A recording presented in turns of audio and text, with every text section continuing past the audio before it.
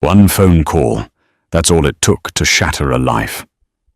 For Clara Rossi, a waitress drowning in debt and despair, that call was a desperate gamble made in a rain-slicked alley, a plea to a number on a blood-stained business card. For Don Vincenzo Moretti, the most feared man in Sovereign City, it was an unwelcome interruption, a crack in the armor of his untouchable empire. She thought she was saving a stranger's life. He thought she was an opportunist or a threat. Neither of them knew they were standing on the precipice of a storm that would drag them into a world of betrayal, obsession, and a love as dangerous as it was inevitable.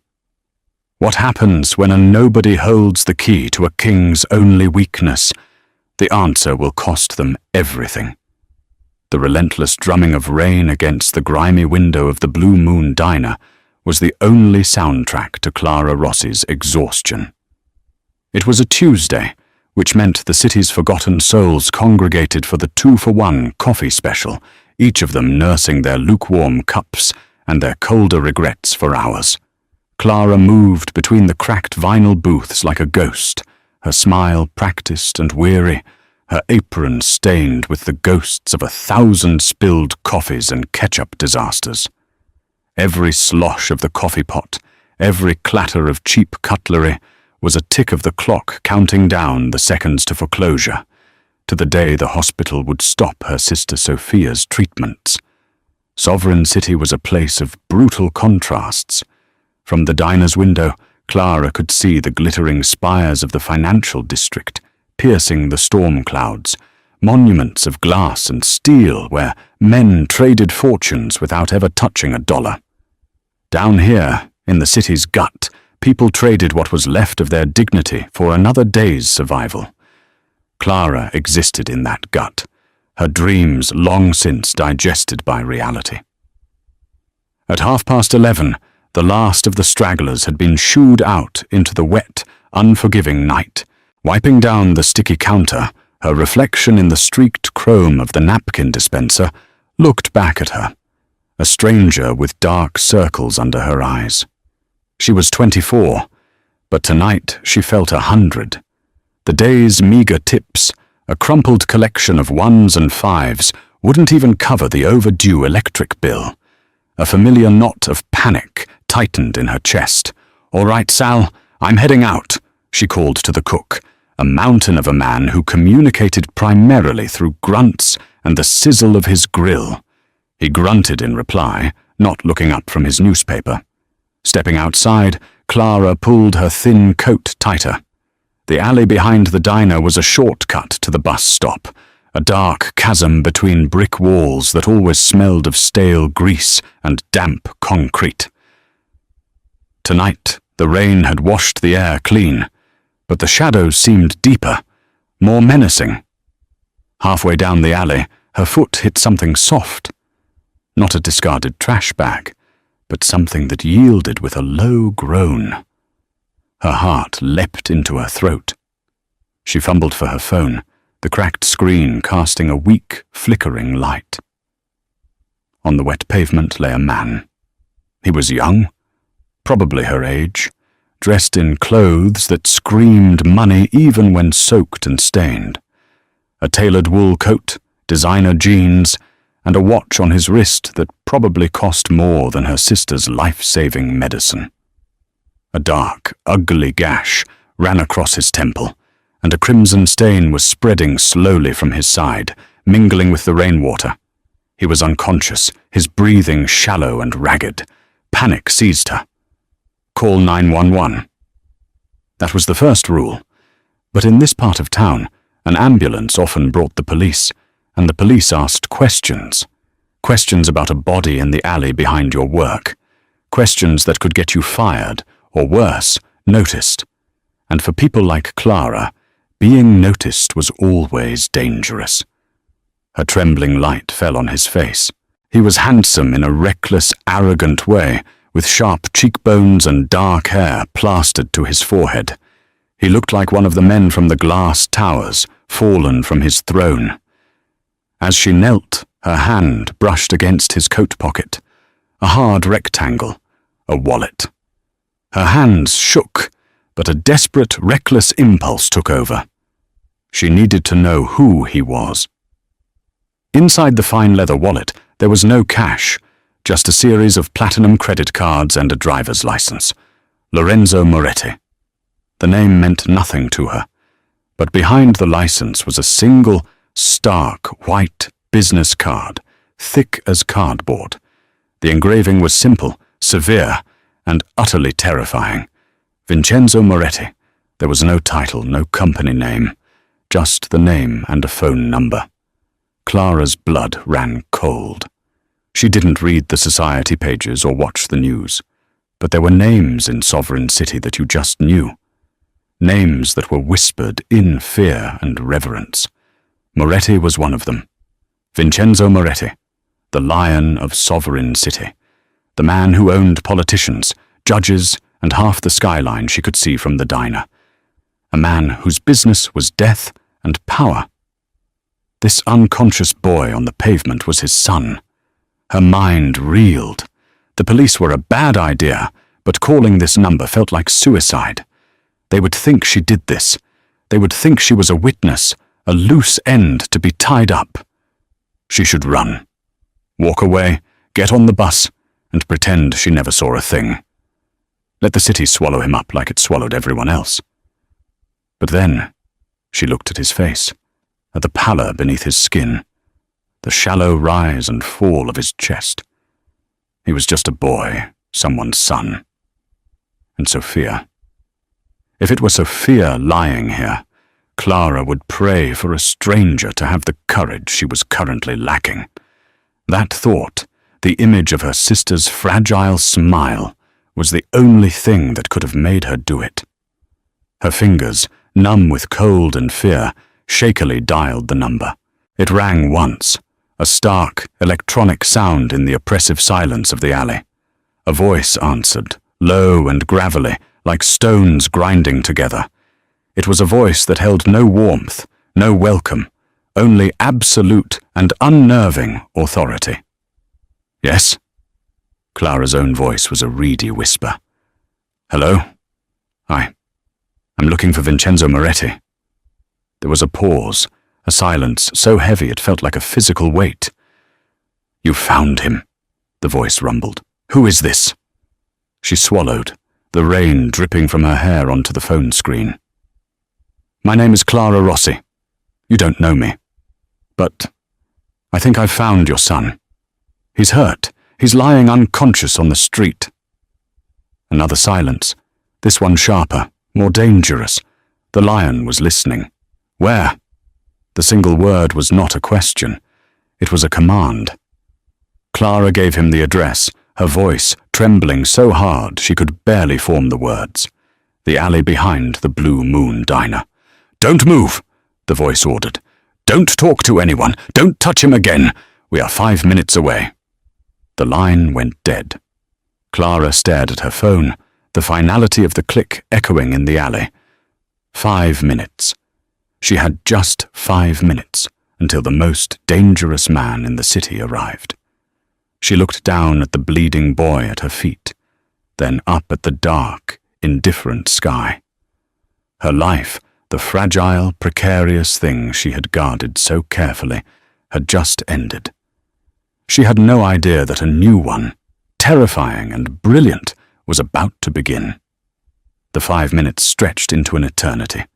For Clara, they were a frantic, heart-pounding lifetime spent kneeling in the rain. The weak light of her phone, her only companion. Every distant siren, every rumble of a passing truck sent a fresh wave of terror through her. She was a witness, a loose end. The stories about Vincenzo Moretti were not fairy tales. They were cautionary ones, whispered by people who knew better than to say his name too loudly. He didn't just solve problems, he erased them. She half expected a fleet of black cars to descend on the alley, men in suits pouring out like soldiers. The reality was far more unsettling. Exactly 4.5 minutes after the call ended, a single vehicle, a black Bentley Mulsanne, turned silently into the mouth of the alley. Its headlights cut through the gloom, pinning Clara in their brilliant, unforgiving glare. The car was utterly silent, its engine a low purr that was more felt than heard. It moved with the predatory grace of a shark. The Bentley stopped a few feet away. The driver's side door opened and a man emerged. He was enormous, a wall of tailored black wool, his face a mask of grim professionalism. He didn't look at Clara. His eyes scanned the alley, the rooftops, the dark doorways, his hand resting inside his jacket. Then the rear passenger door opened. Vincenzo Moretti stepped out of the car and into the rain. The storm didn't seem to touch him. He wore no coat, just an impeccably tailored Brioni suit the color of midnight, which should have been instantly ruined by the downpour, but somehow wasn't. He was older than Clara had imagined, perhaps in his late 40s, with threads of silver at his temples that only served to accentuate the predatory darkness of his hair. His face was all harsh angles and controlled intensity, a face that belonged on a Roman coin. But it was his eyes that held her captive. They were dark, intelligent, and utterly devoid of emotion. They were the eyes of a man who had seen the worst of the world and had mastered it. He moved with a quiet, deliberate grace that was more intimidating than any overt display of power. He didn't rush to his son. Instead, his gaze fell first on Clara, who was still kneeling on the wet asphalt, frozen in the headlight's beam. He assessed her in a single, sweeping glance. Her cheap, soaked coat, her worn-out sneakers, the fear in her wide eyes. It was a look that stripped her bare, weighed her, and found her wanting. "You're the girl?" he asked. His voice was the same one from the phone, a low rumble that vibrated in the air. Clara could only nod, her throat too tight for words. Another man, younger and leaner than the driver, had emerged from the passenger seat. He carried a black leather bag and immediately knelt beside Lorenzo, his movements quick and practiced. A doctor. Vincenzo finally walked over to his son, his expensive leather shoes stepping through the grime of the alley without a hint of hesitation. He looked down at Lorenzo, and for a fleeting, imperceptible moment, something flickered in his cold eyes. It wasn't just concern, it was a deep, primal anger. The lion, seeing his cub wounded. The mask of control snapped back into place almost instantly. "He's stable," the doctor said quietly. "Blunt force trauma to the head, and what looks like a knife wound to the abdomen.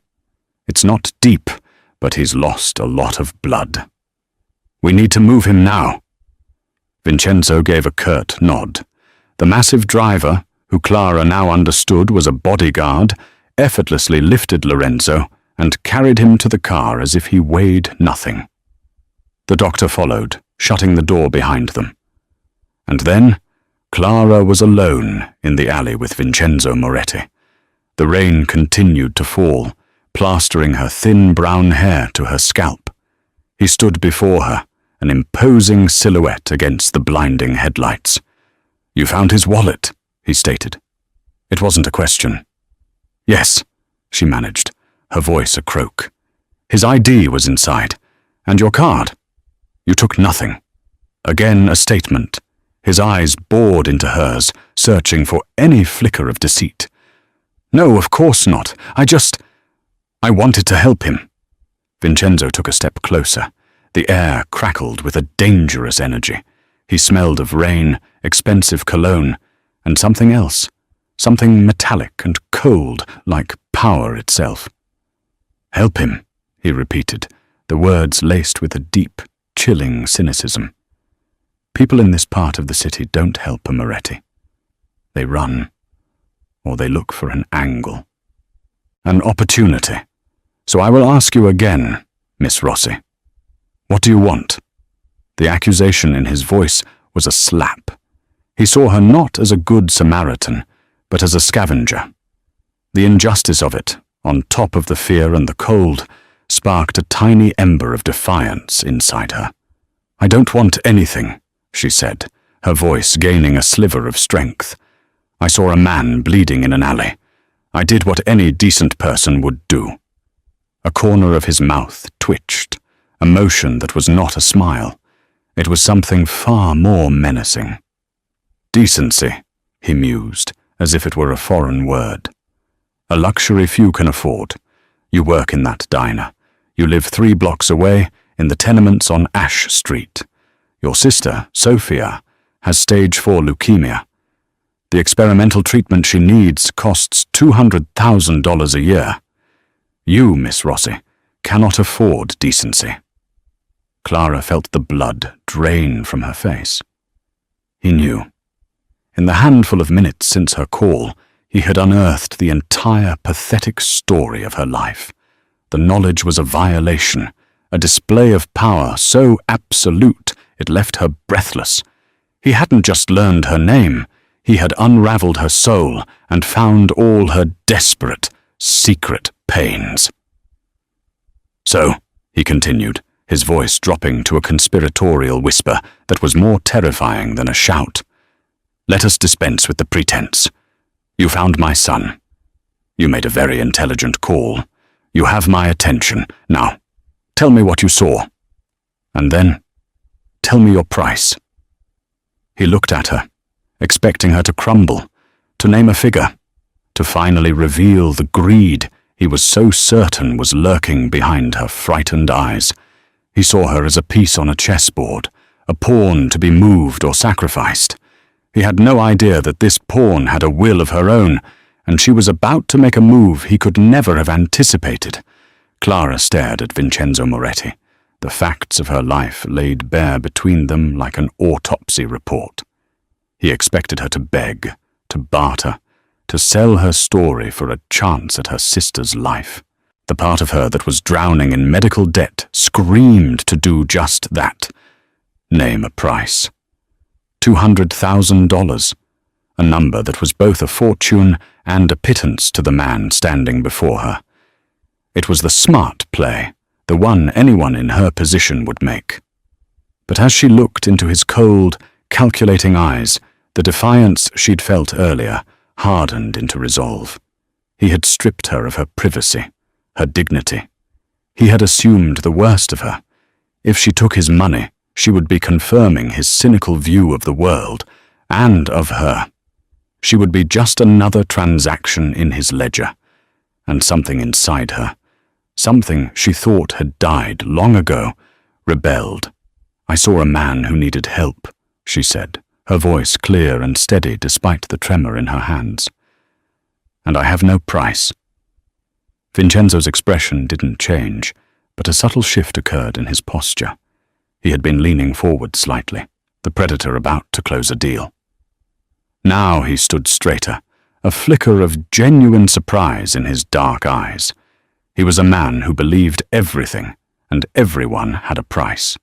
Her denial was not just a negotiating tactic, it was a disruption of his entire worldview. "No price?" he repeated slowly. "Miss Rossi, do not mistake me for a fool. Your sister is dying. You are one paycheck away from eviction. Do not insult my intelligence with false piety." "I'm not," she insisted, shaking her head. The rain felt cold on her hot cheeks. "Taking money for doing the right thing makes it the wrong thing. I won't sell my conscience, not even for my sister." The words felt hollow as she said them. What was a clear conscience to a dying child? But they were the only weapon she had. For a long moment, Vincenzo simply studied her. The noise of the city seemed to fade away, leaving only the sound of the rain and their breathing. He was reevaluating her, reassessing his initial judgment.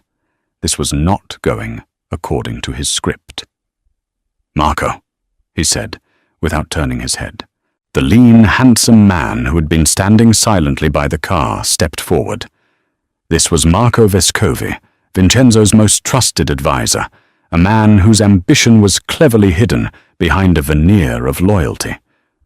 "Don Moretti," Marco said, his voice smooth as silk. "Escort Miss Rossi home," Vincenzo commanded, "and stay with her." Clara recoiled. "Stay with me? Why? I'm not—" "You are a witness," Vincenzo cut her off, his tone leaving no room for argument. "Until I know who did this to my son, you are the only link I have to them. That makes you a target, or it makes you a suspect. In either case, you will not be left alone. You are now under my protection. It is not a request." He turned and walked back to the Bentley, his movements fluid and final. He didn't look back. The car door closed with a solid, expensive thud, and the vehicle glided out of the alley, disappearing into the night as silently as it had arrived. Clara was left with Marco Vescovi. He had a charming smile that didn't reach his eyes. "Miss Rossi, if you'll follow me. We have another car waiting." She had no choice. She was swept into a world she didn't understand, her protests dying in her throat. 20 minutes later, she wasn't at her shabby apartment on Ash Street. She was standing in the marble-floored lobby of the Sovereign, the most exclusive residential tower in the city, a building owned by Vincenzo Moretti. Marco led her to the penthouse elevator. "A precaution," he explained smoothly. "Your apartment is not secure. Don Moretti has arranged for you to stay here for a few days." The apartment, it was an insult to call it that, was a sprawling palace in the sky. Floor-to-ceiling windows offered a god's-eye view of the entire city, the glittering lights stretching out like a fallen constellation. The furniture was minimalist and brutally expensive. The art on the walls was original, and the silence was absolute. It was a cage made of glass and gold. A woman in a neat grey uniform appeared. "Miss Rossi, my name is Helena. I am the housekeeper. If you require anything, please let me know. There are clothes in the closet for you." Clara was too stunned to speak. She walked into the bedroom. The closet was larger than her entire apartment. It was filled with designer clothes, all in her size. On the bed, laid out neatly, was a set of silk pajamas. This wasn't just protection, it was a statement. It was a way for Vincenzo to control her, to indebt her. The next morning, Marco appeared at her door. "Don Moretti would like to see you," he said. He led her not to an office, but to a private medical wing within the building. In a pristine white room that looked more like a luxury hotel suite than a hospital room, Lorenzo Moretti was awake. He was pale, with a bandage on his head and an IV in his arm, but his dark eyes were alert and sharp. Vincenzo stood by the window, looking out over his city. "Miss Rossi," Vincenzo said, turning to face her. "My son is alive, thanks to you." Clara looked at Lorenzo, who gave her a weak, slightly lopsided grin. "So you're the angel of the alley," he said, his voice hoarse. "My father said you wouldn't take any money. I didn't believe him." "I'm glad you're okay," Clara said, feeling awkward and out of place. Vincenzo stepped forward. He held a sleek, black checkbook. "I do not like being indebted to people, Miss Rossi. You saved the only thing in this world that matters to me. You refused payment, and while I find that unusual, I will respect it. However, you did not refuse help." He wrote something on the check, his movements precise. He tore it from the book and held it out to her. It was not made out to her. It was made out to the Sovereign City Cancer Institute. The amount was $250,000. "This is not a payment," Vincenzo said, his voice low and intense.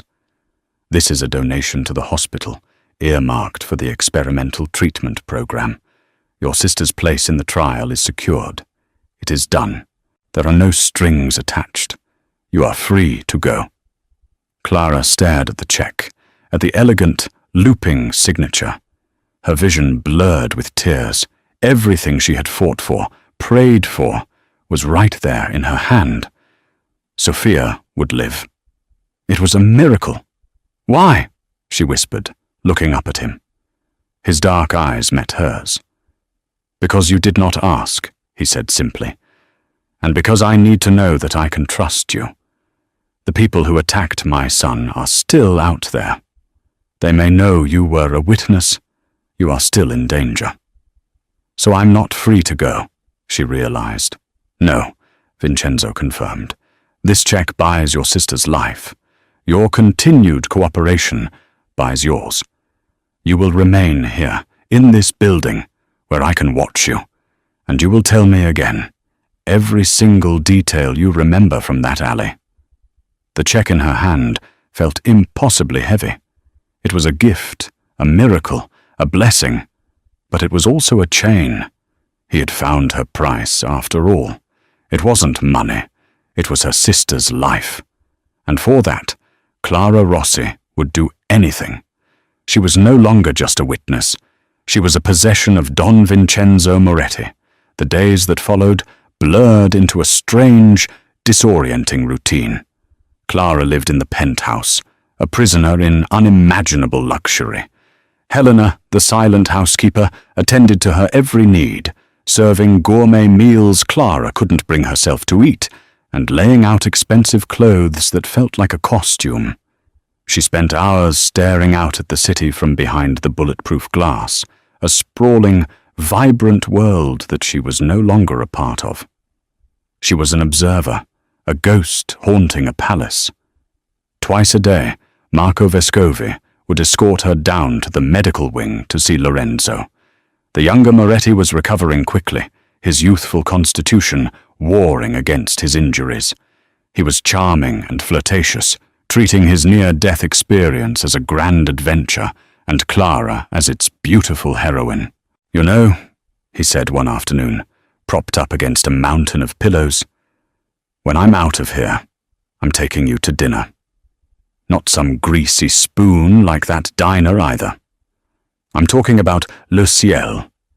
You have to book a table 6 months in advance." "I'm not really the Le Ciel type," Clara answered quietly, her gaze drifting to the door, always expecting Vincenzo to appear. "We can change that," Lorenzo said with a wink. "A dress from Valentino, some diamonds. My father can afford it." He saw her as a project, a beautiful stray to be cleaned up and paraded. He was kind in his own way, but his worldview was as narrow and privileged as his father's was cynical and dark. He didn't understand that the clothes and the diamonds were not a gift, but the bars of her cage. Vincenzo was a far more sporadic and unsettling presence. He would appear without warning, sometimes in the medical wing, sometimes in her penthouse, always moving with that unnerving silence. He never engaged in small talk. His questions were always about the attack, dissecting her memory of that night in the alley. "The car," he asked one evening, standing by the vast window as the sun set, painting the city in hues of orange and blood. "You heard no car before you found him?" "No, it was quiet. Just the rain. No voices. No sounds of a struggle. Nothing." He would stare at her, his dark eyes seeming to search for the lie he was convinced she was telling. He was a master of control, and Clara was a variable he couldn't solve. Her refusal of his money, her quiet defiance, her complete lack of guile. It all fascinated and infuriated him in equal measure. He was a man used to breaking people, but he couldn't find a single crack in her. One night, she couldn't sleep. The silence of the penthouse was louder than the sirens of Ash Street. She wandered into the vast living area and found him there, standing on the balcony, a glass of amber liquid in his hand. He was looking down at the kingdom he had built. She hesitated, about to retreat back to her room, but he spoke without turning. "You should not be afraid of heights in a place like this." She slowly walked over and stood a few feet away from him, wrapping her arms around herself. The night air was cool. "I'm not afraid of the height," she said softly. "I'm afraid of the fall." He finally turned to look at her. In the dim light of the city below, the harsh lines of his face seemed to soften. He looked tired. "Everyone falls, Miss Rossi. The question is whether you have the strength to get back up." "Is that what you did?" The question was out before she could stop it. It was too personal, too bold. A long silence hung between them. She expected a sharp rebuke, a dismissal. Instead, he took a slow sip of his Macallan 25. "I did not have the luxury of falling," he said, his voice a low murmur. "When you are a lion, you are either on the throne or you are a rug. There is nothing in between." It was the first time he had spoken to her as a person, not a witness or a problem. She saw a flicker of the man behind the myth, a man burdened by the crown he wore. "Lorenzo is lucky to have you," she found herself saying. Vincenzo's eyes snapped to hers, sharp and intense. "Luck had nothing to do with it. You made a choice." "Why?" he asked, the question that had been haunting him. "Why him? A stranger in an alley. Why risk calling me?" Clara thought of Sophia, of the fierce, desperate love she felt for her sister. "Because," she said, her voice thick with emotion, "no matter who he is or who you are, he is still someone's son. And a world where people let a child die alone in the rain is not a world I want to live in." His expression was unreadable, but something in his gaze shifted. He looked at her, not as a pawn or a puzzle, but as something else entirely. Something rare. He had surrounded himself with soldiers and sycophants, men who followed him out of fear or greed. This quiet, stubborn waitress possessed a form of strength he hadn't encountered before. Integrity. From his position in the medical wing, Lorenzo watched the growing connection between his father and Clara with a mixture of confusion and resentment. He saw the way his father looked at her, the way he lingered after his interrogations. The Don, who had never shown a moment of softness to anyone, was being disarmed by a waitress. Lorenzo had brought her into their world, and now he felt like he was being pushed out of it. His gratitude for being saved began to curdle into jealousy. The gilded cage had 3 occupants now, and the tensions within its walls were becoming as dangerous as the threat lurking outside. A week after the attack, Sovereign City began to feel the pressure. Vincenzo Moretti was on the hunt, and when the lion was hungry, the entire ecosystem felt it. Shipments went missing from the docks controlled by the rival Falcone family. Key Falcone businesses were suddenly buried in regulatory inspections, and several of their top enforcers were arrested on long-forgotten warrants. Vincenzo was applying his power like a surgeon's scalpel, precise, deep, and designed to cause maximum pain with minimal noise. The consensus, carefully curated by whispers in the right ears, was clear. The Falcones had finally crossed the line. Attacking the Don's only son was a declaration of war. Marco Vescovi was the most vocal proponent of this theory. "It was Antonio Falcone," Marco insisted, during a meeting in Vincenzo's stark, modern office. "It has his signature all over it, a sloppy public attack meant to provoke. He's trying to show us he isn't afraid. We need to retaliate, a show of force. We hit him back, hard and fast, before he thinks he has the advantage." Vincenzo sat behind his massive obsidian desk, steepling his fingers. He listened, his face an unreadable mask, but his mind was elsewhere. The Falcone theory made sense. It was the obvious answer, and Vincenzo Moretti had built his empire by never trusting the obvious answer. "Antonio Falcone is a peacock," Vincenzo said, his voice a low growl. "He is vain and stupid, but he is not suicidal.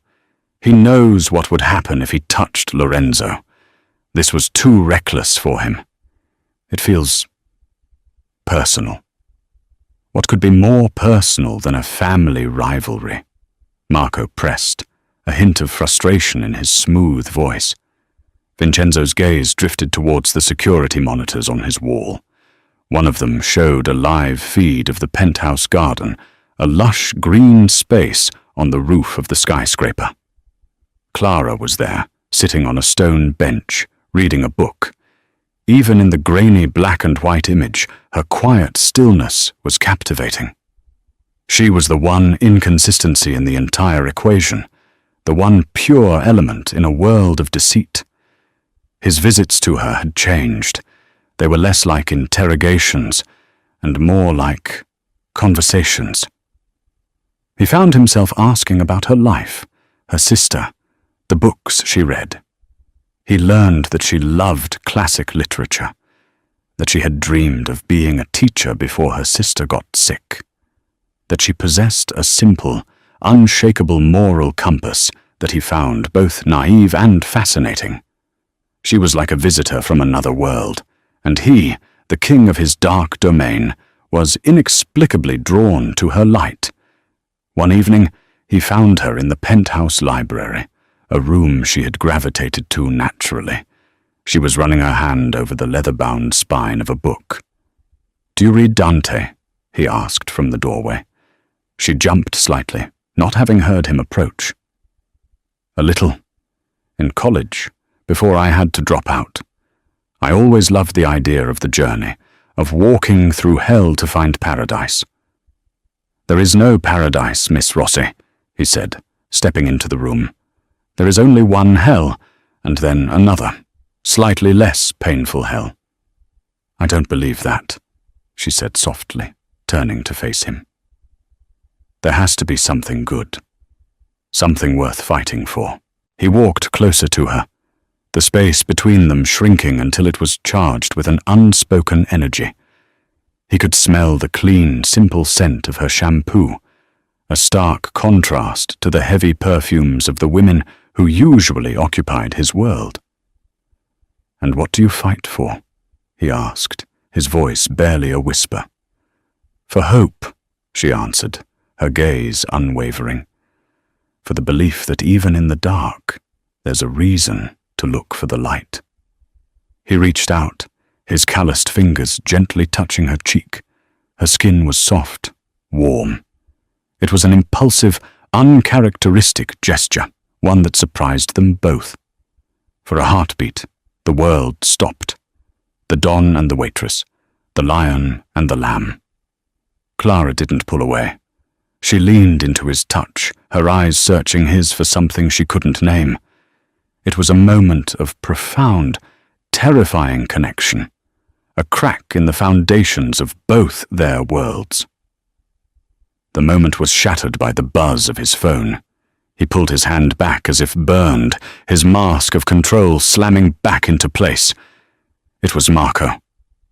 "We have a problem," Marco's voice said, tight with urgency. "One of the men we picked up, a Falcone soldier. He's talking. He says the hit on Lorenzo wasn't from Antonio. He says the order came from inside." Vincenzo went still. "Inside?" "That's what he's screaming. He said the man who paid him wasn't a Falcone. He described him. Tall, lean, always wears a silver ring on his right pinky finger." Vincenzo looked down at his own hand, then his mind flashed to an image of Marco, gesturing emphatically during their meeting that morning. On his right pinky finger, a silver ring, a family heirloom he never took off. The pieces clicked into place with sickening clarity. Marco, fueling the war with the Falcones to create chaos. Marco, using the attack on Lorenzo to position himself. Marco, the man he had trusted like a brother, was the serpent in his garden. And Clara, she wasn't just a witness to the Falcones. She was a witness to Marco's betrayal. Her danger had just increased 100-fold. He had brought her into his world to protect her, but he had only placed her in the very center of the storm. The revelation hit Vincenzo like a physical blow. Marco, his protégé, his right hand, the man he was grooming to one day take his place. The betrayal was so profound, so absolute, it momentarily stole his breath. He had built his world on a foundation of loyalty, enforced by fear. To be undone from within by the one man he thought was unshakable was the ultimate failure. He ended the call, his mind a maelstrom of cold, calculating fury. He needed to be certain.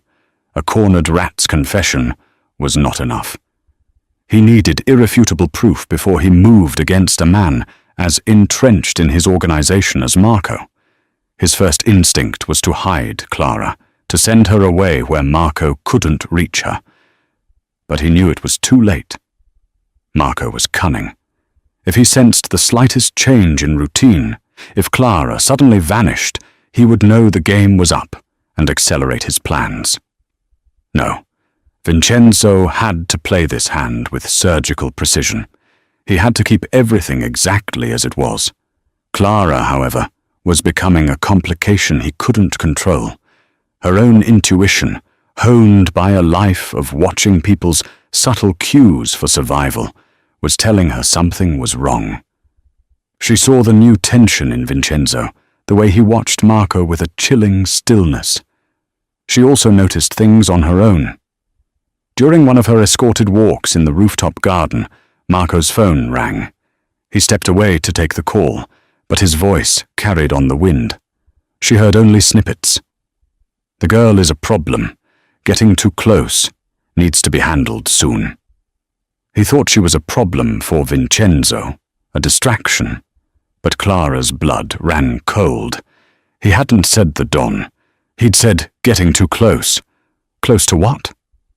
She tried to rationalize it, to tell herself she was being paranoid, but the feeling of being watched, of a specific and personal threat, intensified. Meanwhile, Lorenzo was growing more suspicious by the day. Confined to his bed, he had nothing to do but observe. He noticed the way Marco's reports about the Falcones never quite added up, the way he would steer conversations away from certain topics. Lorenzo had grown up in a world of lies. He had a finely tuned ear for them.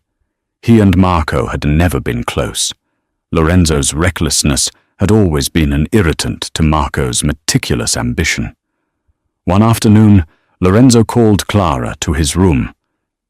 "My father trusts you," he said, getting straight to the point. "I don't know why, but he does. He listens to you." "I don't think he listens to anyone," Clara replied honestly. "He watches you," Lorenzo corrected. "It's the same thing. I need you to do something for me. Marco keeps his personal laptop in his study down the hall. My father gave him a suite here in the building. I need to get inside it. He won't suspect you." "Why?" Clara asked, her heart pounding. "What are you looking for?" "I don't know yet," Lorenzo admitted. "But my father taught me one thing. When a story is too perfect, it's always a lie. And the story Marco is telling about the Falcones is perfect."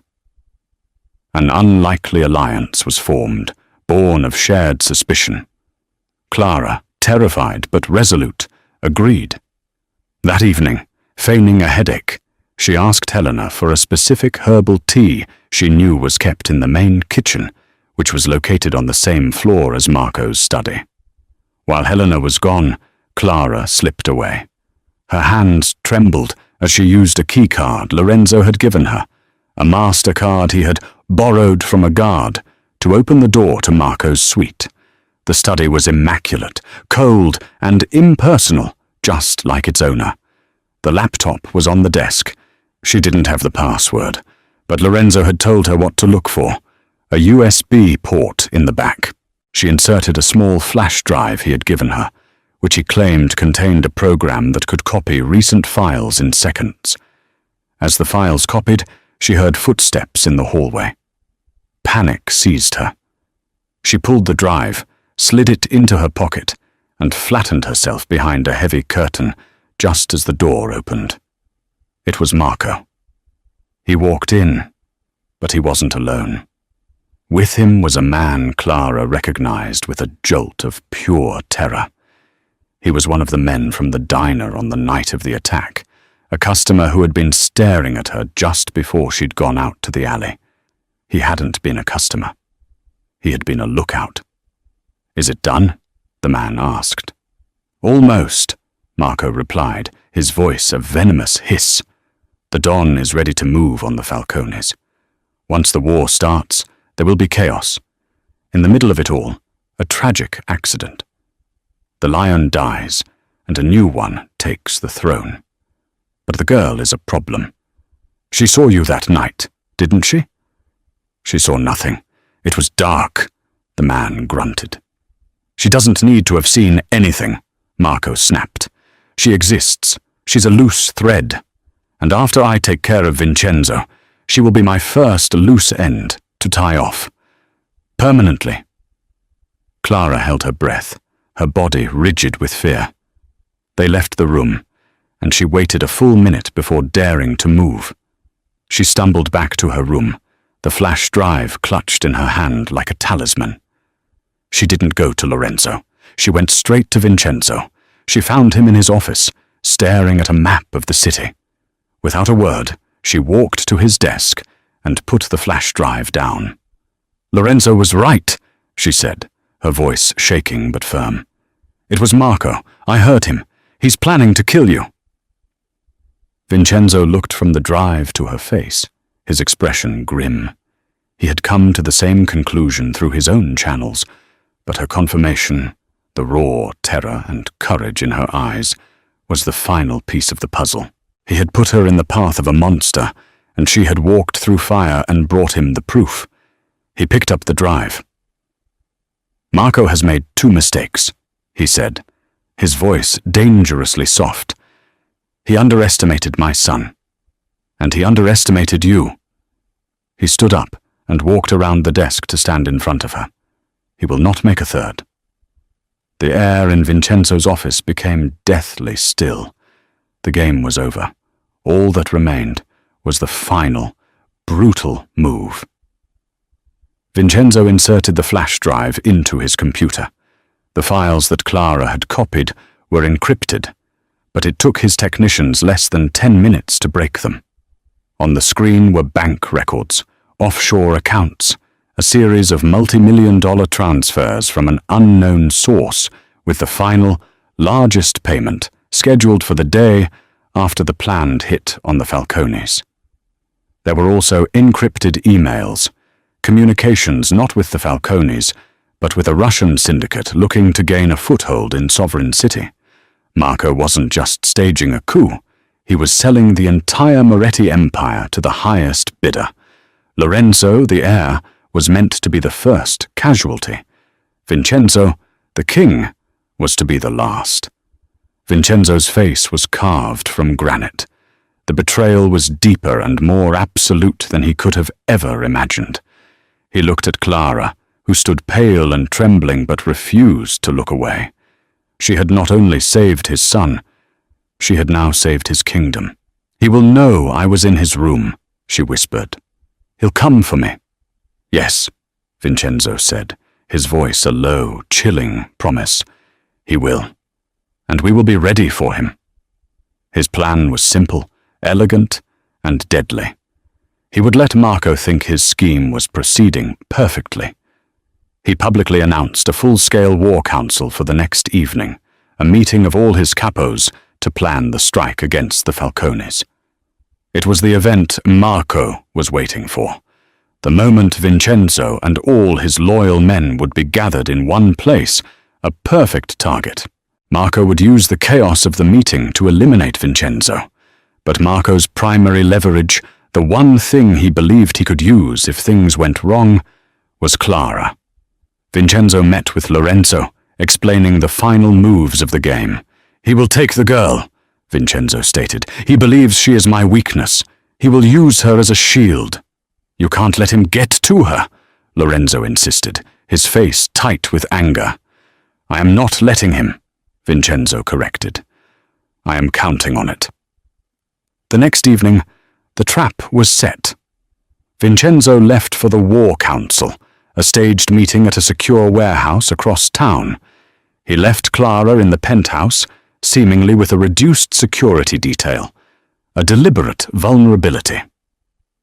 As Vincenzo's car pulled away from the building, Marco made his move. He used his override codes to disable the cameras on the penthouse floor and dismissed the guards with a story about a new protocol from the Don. Clara was waiting in the living room, her heart hammering against her ribs. She was the bait. The door slid open, and Marco stepped inside, a silenced pistol in his hand. His charming smile was gone, replaced by a look of cold, predatory triumph. "What a shame," he said, his eyes roaming the room. "All this luxury, and you won't get to enjoy it for much longer." "Where is he?" "He's gone," Clara said, her voice surprisingly steady. "To the War Council. He's going to destroy the Falcones." "Oh, I doubt that," Marco sneered. "There are other plans for tonight. You and I are going to take a little trip. Insurance." He grabbed her arm, his fingers digging into her skin like claws. He dragged her towards a private service elevator, the one he planned to use to exit the building unseen. But as the elevator doors opened, he stopped. It was not empty. Vincenzo Moretti stood inside, flanked by two of his most loyal and most lethal enforcers. He was not at the warehouse. He had never left the building. Marco's face went white with shock. In a split second, he reacted, yanking Clara in front of him, pressing the cold muzzle of the pistol to her temple. "Don Moretti," he hissed. "An unexpected pleasure. Stand down, or the girl dies." Vincenzo's face was utterly devoid of emotion. He took a slow, deliberate step out of the elevator. "You are mistaken, Marco," he said, his voice dangerously calm. "You think she is my weakness, my shield. You are wrong." He kept walking forward. One step, two. "I mean it, Vincenzo," Marco screamed, his composure cracking. "I'll kill her." "She is not the shield," Vincenzo continued, his dark eyes locked on Marco's, ignoring the gun, ignoring Clara completely. "She is the bait, and you are the rat who walked right into the trap." In that instant, Marco understood. He had been played from the very beginning. Clara was not a shield. She was a tool, a means to an end. In his rage and panic, his grip on Clara loosened for a fraction of a second. It was all the opening Clara needed. Acting on pure instinct and the adrenaline of terror, she stomped her heel down hard on his instep and drove her elbow back into his ribs. Marco grunted in pain, his hold faltering. She threw herself to the side, scrambling away on the marble floor. The sound that followed was not a loud bang, but a soft, wet thump, and then another. Marco's eyes went wide, a look of shocked disbelief on his face. Two small, dark red circles appeared on the front of his pristine white shirt. He looked down at his chest, then back up at Vincenzo. He opened his mouth to speak, but only a gurgle of blood came out. He crumpled to the floor. Silence descended on the penthouse. Clara was on the floor, breathing in ragged gasps, staring at Marco's body. Vincenzo walked over, his own pistol, fitted with a suppressor, still in his hand. He looked down at his former protégé for a long, cold moment. Then his gaze moved to Clara. He knelt down in front of her, his movements surprisingly gentle. He reached out and tucked a stray strand of hair behind her ear. His eyes, for the first time, were not cold or calculating.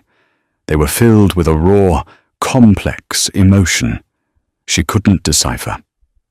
"It is over," he said softly. She looked from Marco's lifeless form to the powerful, dangerous man kneeling before her.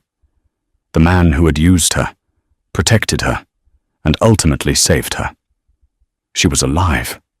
She was safe. But her old life was gone forever. She was now part of his world, a world of violence and shadows, bound to him by secrets and blood. She had walked through hell, just as she'd read in her books.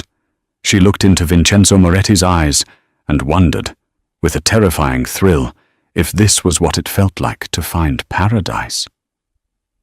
And so, the waitress who made a single phone call found herself standing at a crossroads. Behind her lay the simple, difficult life she had always known. Before her stood a man who was both her protector and her captor, offering her a world of immense power and terrible danger. Clara